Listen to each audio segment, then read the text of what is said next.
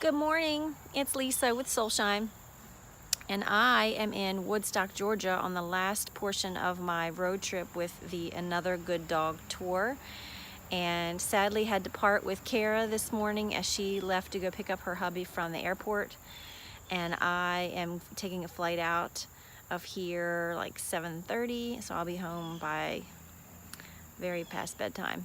So I just wanted to give some highlights on the trip.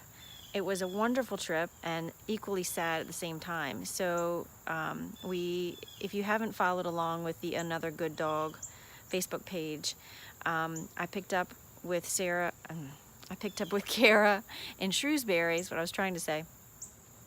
Let's see, last Saturday, and we went through Virginia, North Carolina, South Carolina, and Georgia, and hit a lot of the shelters that OPH pulls dogs from to rescue them. As most of them are kill shelters, so they pull dogs that they feel are adoptable, and they pull dogs that sometimes are wild cards that would otherwise sit in the shelters too long. So OPH is an amazing organization, and I've discovered that in spades. I knew it before, but I saw it happening down here. So she also wrote an amazing book chronicling the fostering that she did for the first year, the first 50 dogs.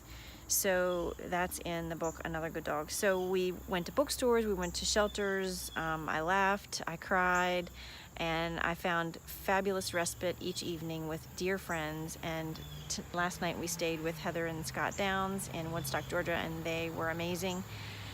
And it was just an amazing time, and I would never call this a vacation. I cried every day, and I laughed a little bit, and over the process, just like any time you live and learn, you grow. So I can walk away from this saying I'm a bigger and better person, and my eyes have seen things that are going on, sadly, and hopefully Kara and her organization are finding ways to put a finger in each of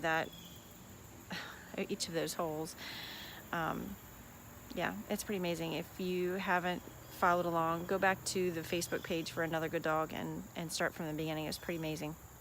And they still have a few more days. I'm flying home.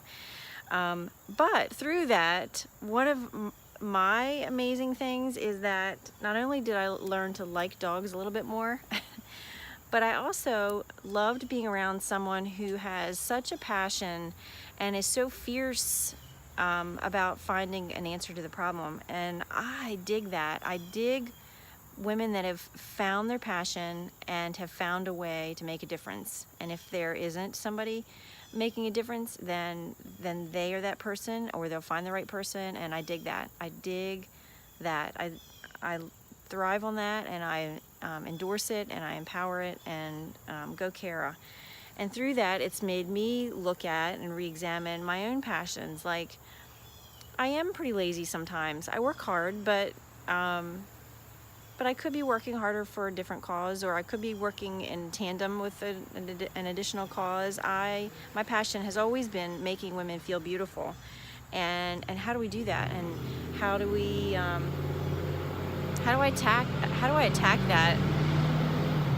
Sorry. How do I make women feel more beautiful? And that's my new focus. What does that look like? Is it just mere words on the tag when you buy a purchase? It just seems not strong enough. So I'm gonna find some ways to make y'all feel more beautiful, so that you have space in your mind and in your heart to figure out what your passion is. So maybe you can be like Kara and attack some world problem or family problem or whatever. That's my mission, to build a good base so you have space to make really good world-making changes. And that's what I love. That's what I'm going to focus on. So while I have a quiet house and a big heart, I'm going to journal and lay out what my heart's been spilling and spinning about, and see what comes out of it. And with that, I hope you know that I'm sending much love, and I hope you have a most marvelous day. Join me tomorrow when I'm back in Shrewsbury. Love you much. Mwah, mwah, mwah.